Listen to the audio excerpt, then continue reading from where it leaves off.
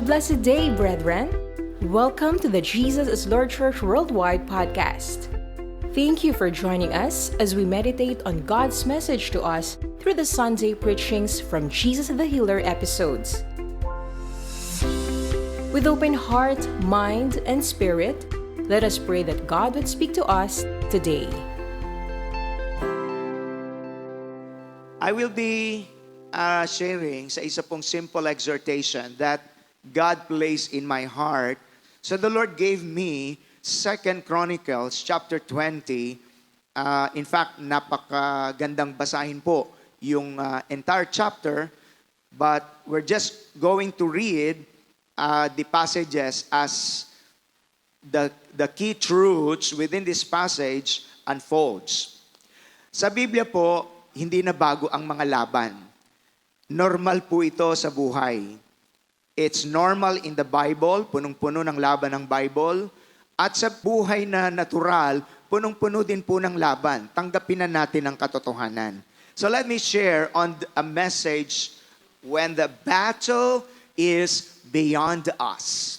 So may mga laban po na madalas lampas sa ating kakayanan, lampas at mas malaki kaysa sa ating mga resources, at mas malalakas ang boses kesa sa sariling boses natin.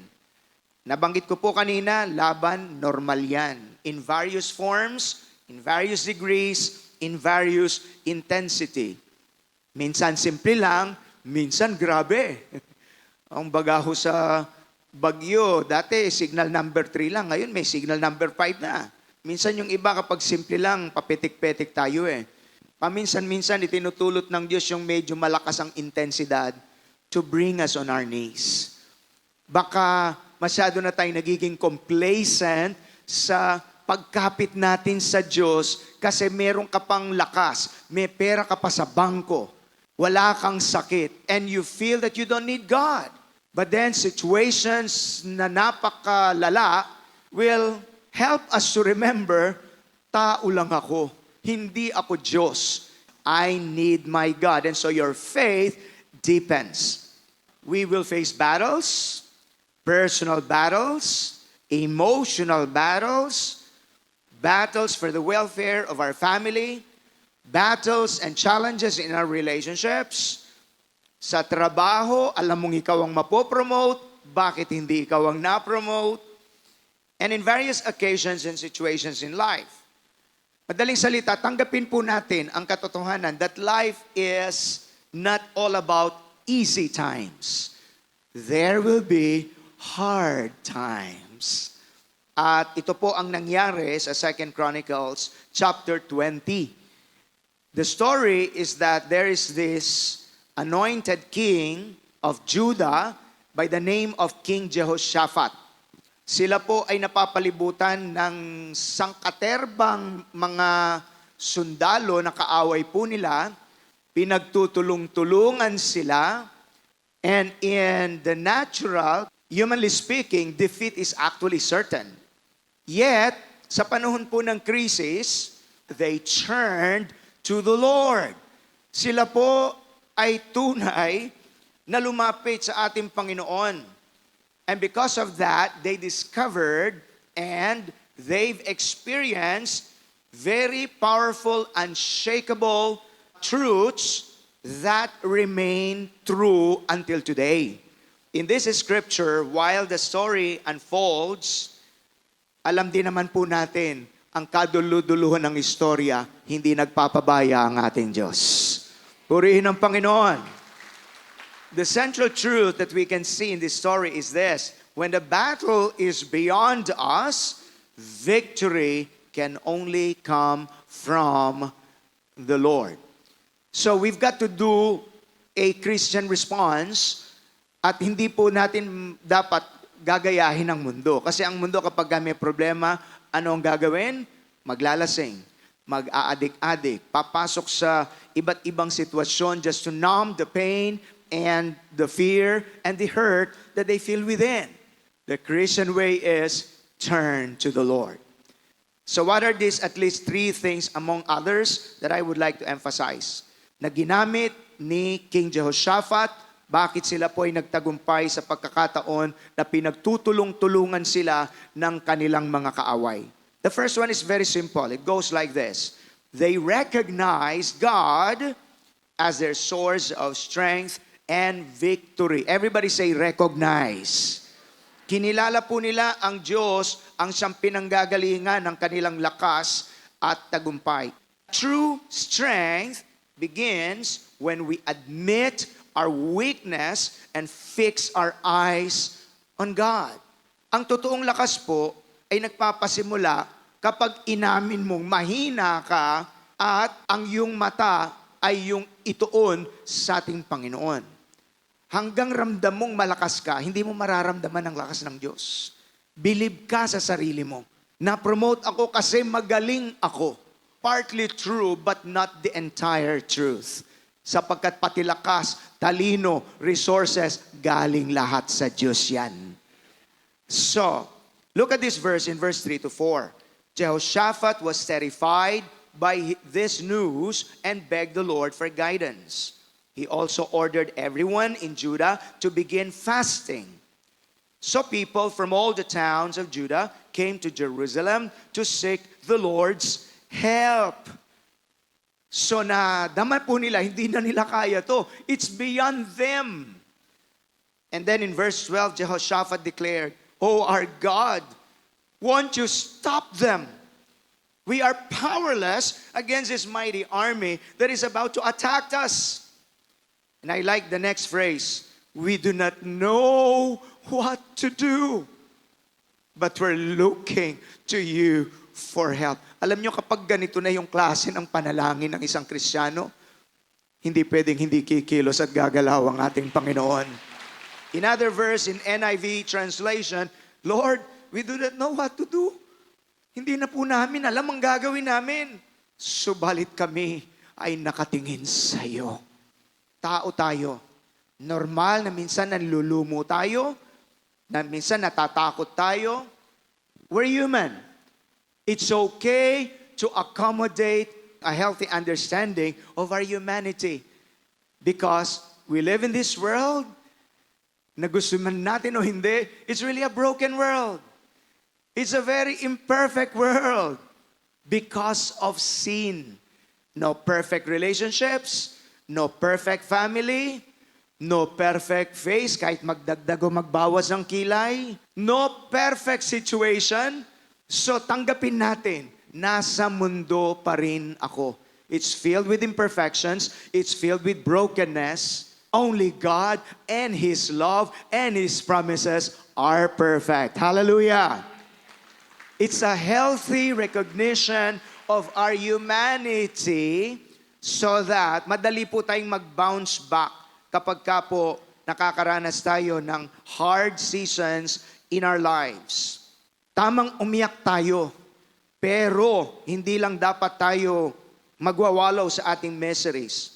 Because there will be times that crying can help us, but it's not enough just to cry your heart out.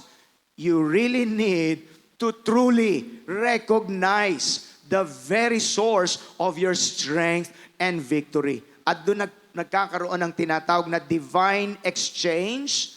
Ang ating kahinaan, inaamin natin, subalit padadaluyan tayo ng Diyos ng Kanya pong kalakasan.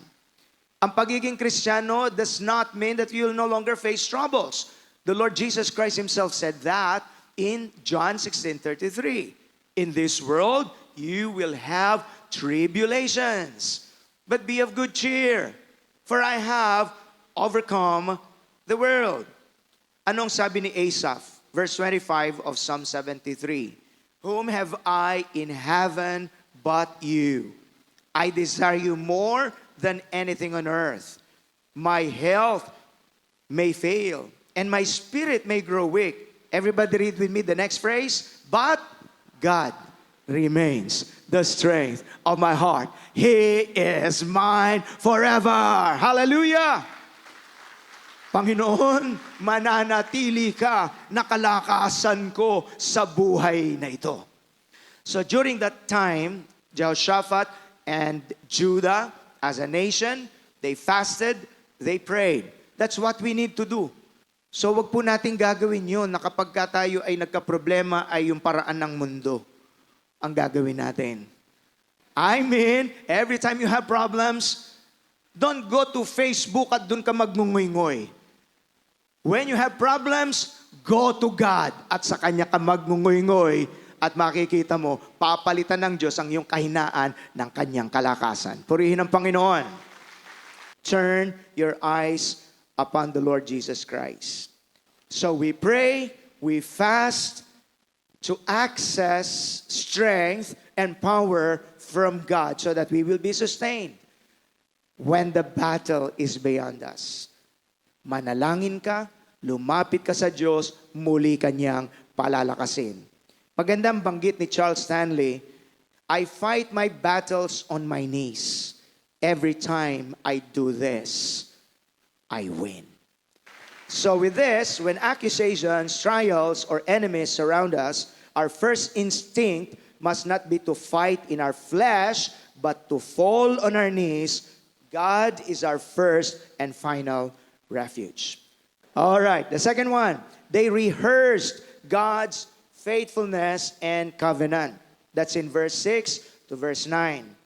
What is this? Remembering God's past faithfulness builds confidence for today's battles. Tingnan po natin ang verse 6. He prayed, O Lord God of our ancestors, you alone are the God who is in heaven. You are ruler of all the kingdoms of the earth. You are powerful and mighty. No one can stand against you.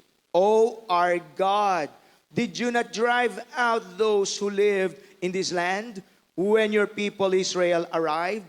And did you not give this land forever to the descendants of your friend Abraham? Your people settled here and built this temple to honor your name.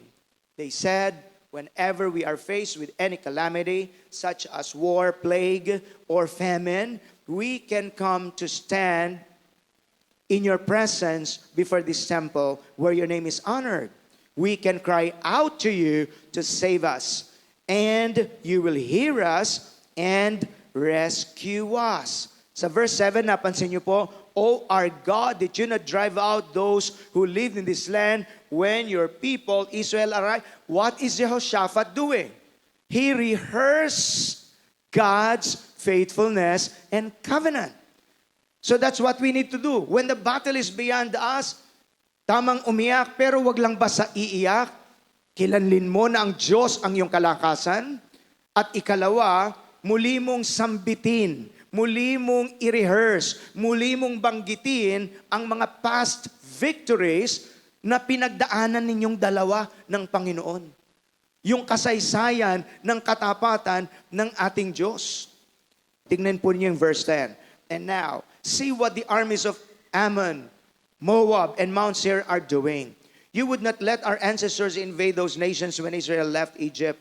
So they went around them and did not destroy them. Now see how they reward us. Binigyan namin sila ng tulong, naging mabuti kami sa kanila, pero ang ganti nila sa amin ay kasamaan. For they have come to throw us out of your land, which you gave us as an inheritance. O our God, won't you stop them? We are powerless against this mighty army that is about to attack us. We do not know what to do, but we're looking to you for help. So, ano pong ginagawa ni Jehoshaphat dito? Para siyang nagsusumbong sa Panginoon. That's what we need to do. Kapag may laban ka, inaapi ka, magsumbong ka. Pero kapag nagsumbong ka lang sa tao, sometimes in one ear, out one ear. Kapatid, may suliranin ka, inaapi ka, magsumbong ka sa Panginoon. Purihin ang Diyos. And let God intervene.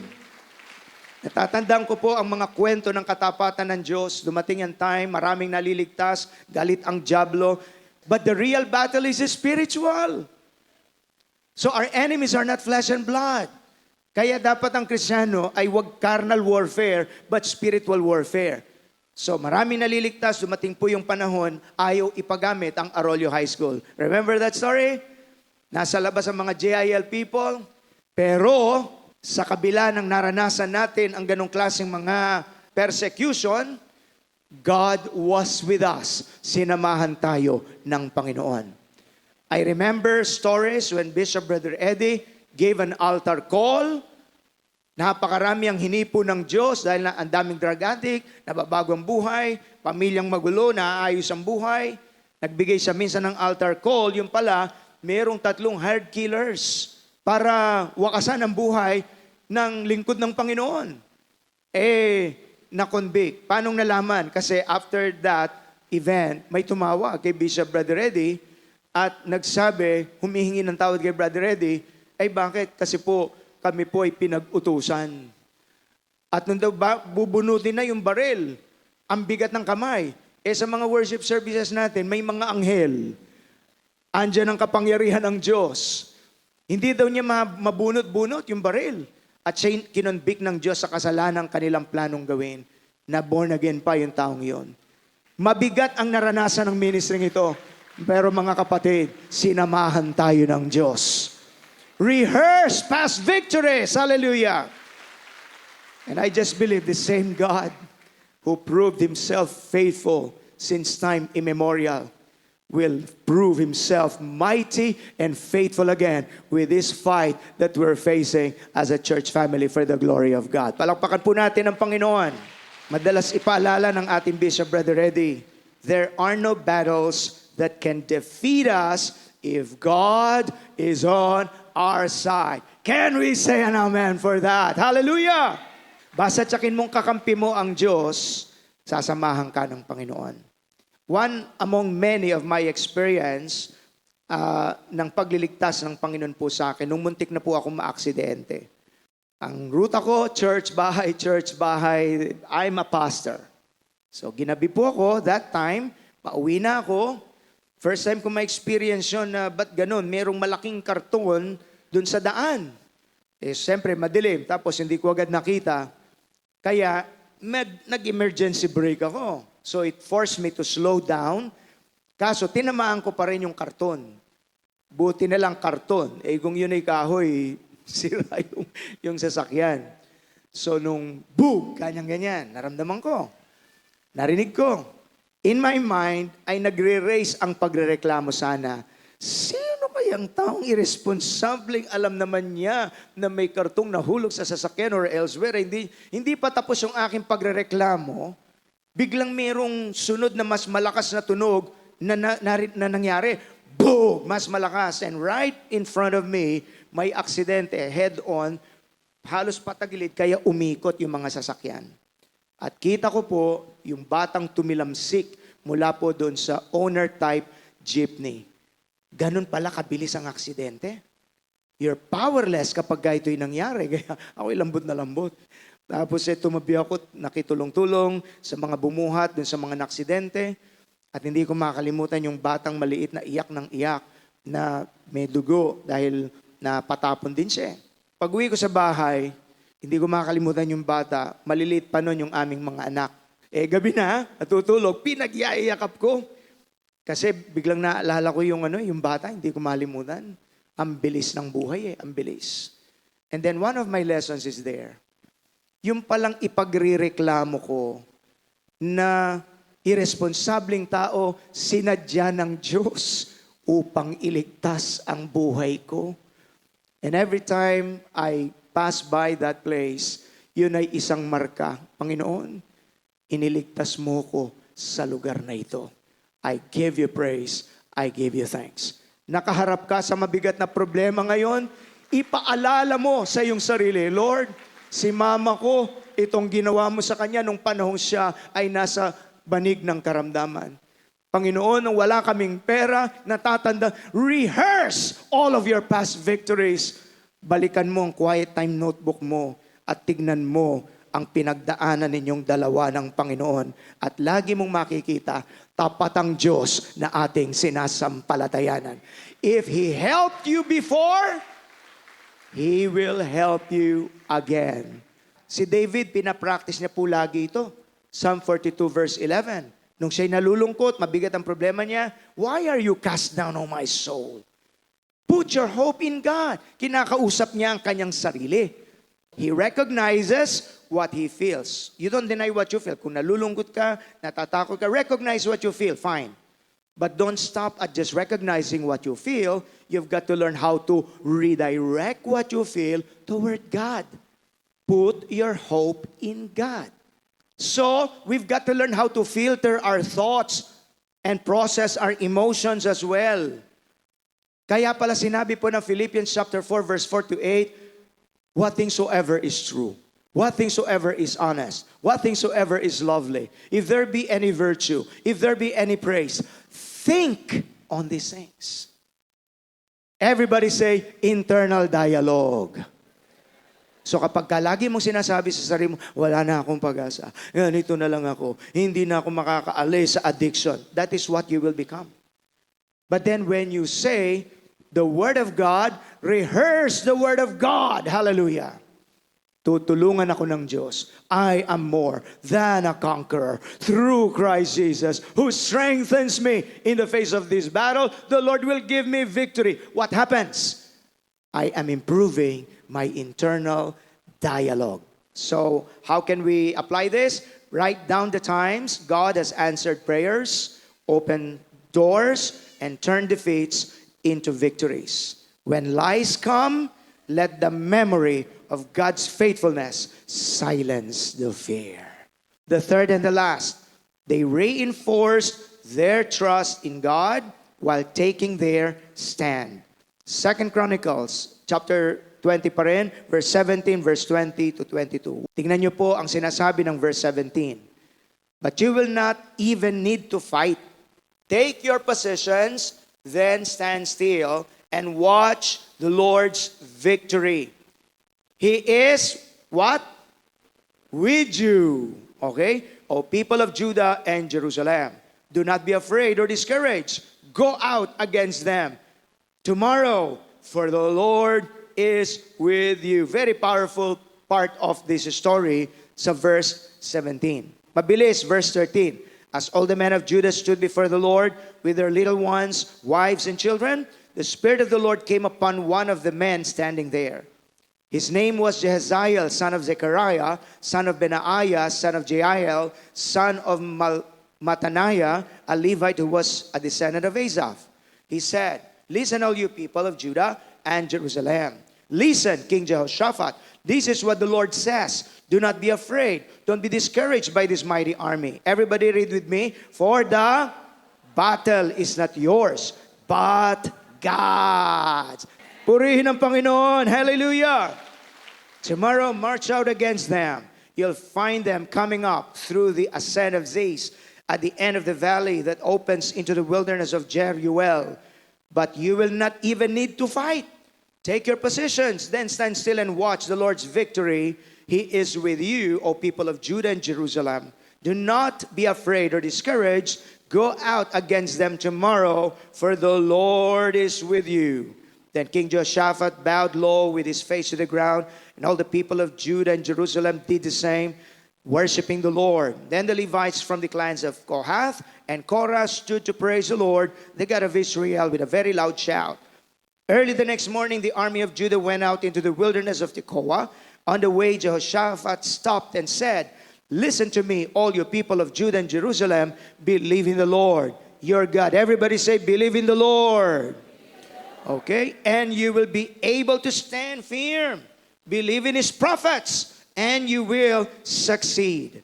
And after consulting the people, the king appointed singers to walk ahead of the army, singing to the Lord and praising him for his holy splendor. This is what they sang. Give thanks to the Lord, he is faithful, loved, endures forever. At the very moment they began to sing and give praise, the Lord caused the armies of Ammon, Moab, and Mount Seir to start fighting among themselves. This is a very powerful story. Very powerful po ang praise and worship.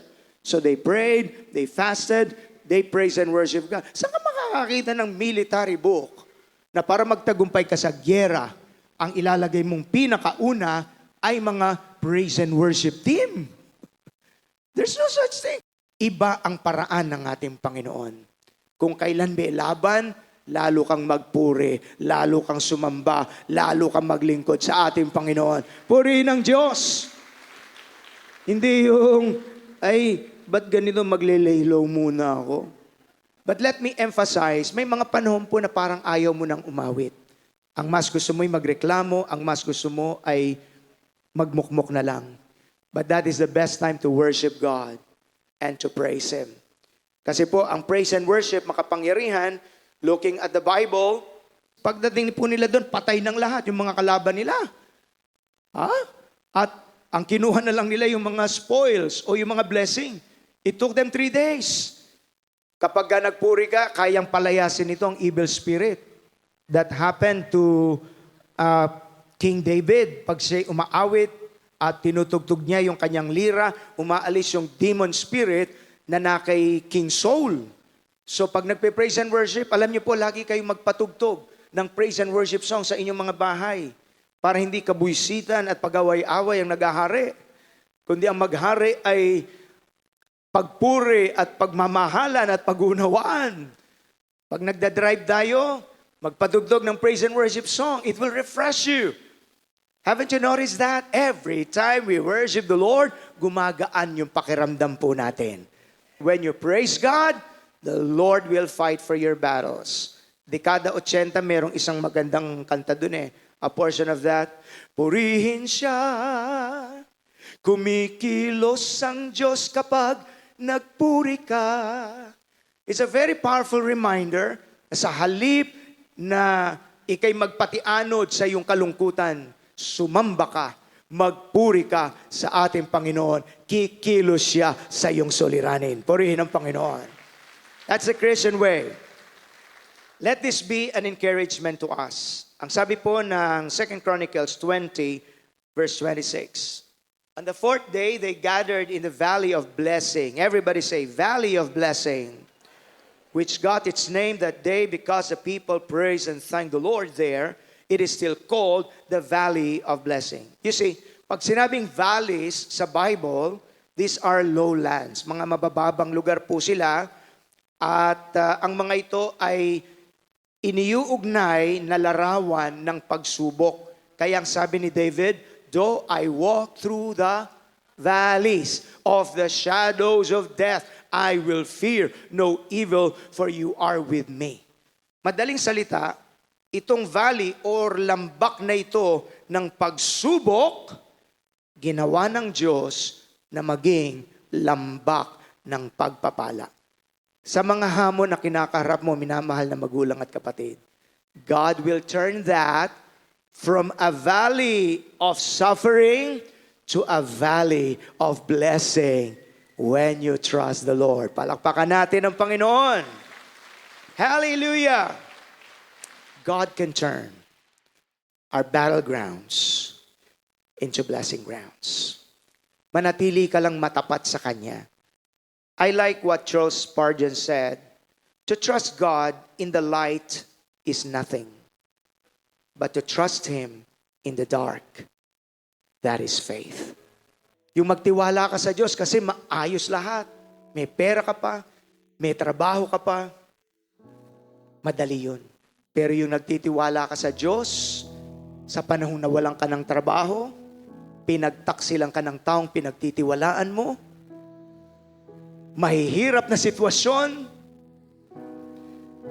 to trust God in the dark, that is faith. In fact, sa panahon ng pagsubok, dun lalabas ang mga tunay na ginto sa harap ng Diyos. Doon natin pinatutunayan ng ating pananampalataya ay hindi tanso, kundi ginto, hindi palso, kundi totoo. Purihin ang Panginoon.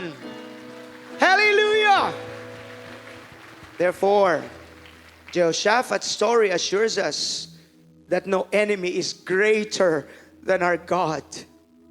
When we recognize Him as our strength, rehearse His faithfulness, and reinforce our trust in Him, what the enemy meant for harm becomes a testimony of God's power. Kung nagdako po kayo ngayong araw na ito at maging kayo po na sumusubaybay via any media platform, only God knows what you're struggling with. Kung may nag-aakala dito, hindi ka na makakatakas sa addiction, nagkakamali ka. Kaya kang palayain ng Panginoon. Kung may sakit ka at karamdaman, akala mo hindi ka nagagaling, walang imposible sa Diyos. Ang huling salita, hindi salita ng doktor, kundi salita mula sa ating Panginoon. Hallelujah! Depression is being broken. Pamula pa man po kanina, maraming kinakausap ang Panginoon. Walang binibigo ang Diyos sa mga naghahanap sa Kanyang pangalan. And if He is your God, wala kang dapat ikakatakot. You just have to make sure na may tama kang kaugnayan sa Kanya. Kahit nais ko pong anyayahan ang bawat isa sa isang mataimtim na pagsusuko ng ating buhay. Sobrang lawak ng pag-ibig ng Diyos na kaya niyang tanggapin ang lahat ng lumalapit ng may pagpapakumbaba sa Kanya. Maybe you're just fighting, you're struggling by yourself, kaya ka masyadong napipressure. But would you cast your cares to the Lord? Make Him your Lord, make Him your Savior. Would you follow this simple prayer, reinforcing your faith in Jesus? Sabihin nawa nating lahat, dakilang Diyos, marami pong salamat. May binuhay ka sa aking puso. Nadarama ko po. Kinakausap mo ko. Pinalalakas mo ko. Maraming salamat sa iyong pag-abot sa akin. Siyasatin mo ng aking puso, ang aking kaisipan. Kung pinahintulutan ko po ang takot, pagdududa sa aking buhay, patawad, Panginoon. Anumang kasalanan, anumang karumihan, na hadlang sa iyong pagkilos, pinagsisisihan ko ito. Isinusuko ko ito sa iyo, ang aking buong buhay, ang aking mga pag-aalala, ang aking pamilya, ang aking kinabukasan, ang aking eternidad, ay isinusuko ko sa iyo. Hindi na po ako ang hahawak sa buhay ko. Nais ko, Panginoon, kayo po ang humawak sa aking buong buhay. And I declare, you are my Lord. You are my Savior. I don't know what to do, but my eyes are upon you. I declare, you are my strength. You are my Savior. You are my healer. You are my strengthener. You are my miracle worker. You are my deliverer. You are my everything. I declare, Jesus is my Lord and my Savior. We'll give the Lord a mighty hand of praise if you believe that to be so. Hallelujah! This is miracle time. Sa lahat ng mga nagdako dito, may kinakaharap ka na napakabigat sa pangalan ni Jesus. Mention it to the Lord. Sabihin mo yan sa Panginoon. Isumbong mo yan sa Panginoon sa pangalan ni Jesus. Kaya, I rebuke that spirit of depression. I rebuke it in the name of Jesus. You demonic spirit of fear and depression, get out in Jesus' name. Be free. Receive your deliverance. Receive your healing. We rebuke every demonic spirit of sickness and disease that is afflicting the body of any one of God's people. We cast it out in Jesus' name. Lord God, merong dumating dito, Panginoong Diyos, na merong serious financial problem, uutang para takpan yung ibang utang at hindi na alam kung ano ang kanyang gagawin. Basagin mo nga po ang sumpa ng kahirapan sa pangalan ni Jesus and release the blessing of prosperity.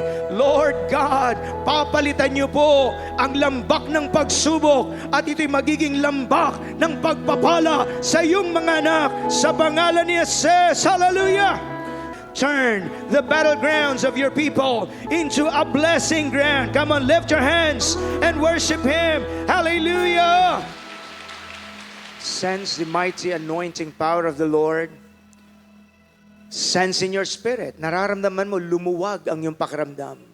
Kapatid, magulang, may ginawa ang Diyos sa iyong laban ngayong umagang ito. Purihin ka, Panginoon. Hallelujah! Hallelujah! Hallelujah! Thank you for listening to the Jesus is Lord Church Worldwide podcast. Please subscribe to this podcast so you won't miss a single episode. To know more about the Jael Ministry, please visit jailworldwide.org. Until next time, God greatly bless you.